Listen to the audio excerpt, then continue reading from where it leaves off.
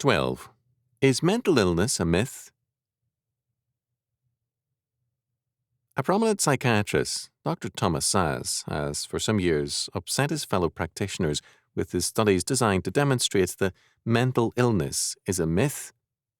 Much showed Dr. Saz's evidence is very compelling.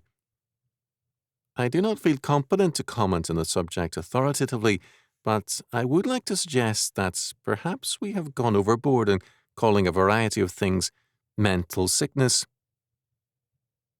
For example, many public school children today supposedly suffer from a disability known as dyslexia, which creates reading problems. When I went to school, we were all taught phonics, and no one had ever heard of dyslexia. Today, in Christian schools, no one has dyslexia. Perhaps it is real, but we are entitled to some skepticism here. Another example.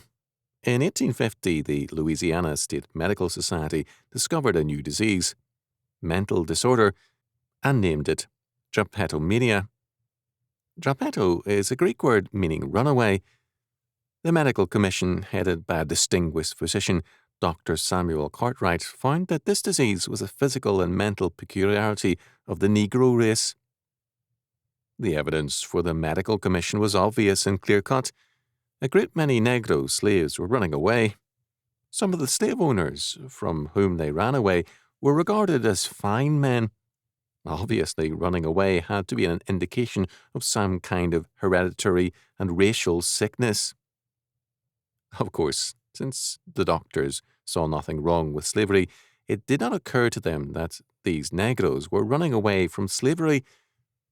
With equal logic, we can say that a medical degree gives a doctor a collection mania, since he has a strong urge to collect on all payments due to him.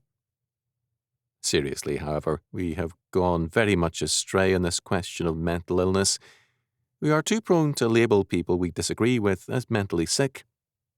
Is a man politically on the right, left, or centre? If so, does that make him a mental case? To be in error is one thing, and to be mentally sick a very different thing. Implicit in such a labelling is the idea that sick people should be hospitalized and confined. People with erroneous ideas have the same freedom as the rest of us. By labelling those we disagree with as mentally sick, we are implying that freedom should be withdrawn from them. We are then saying that freedom is something to be rationed to our side only. The implications of such labelling are death to freedom.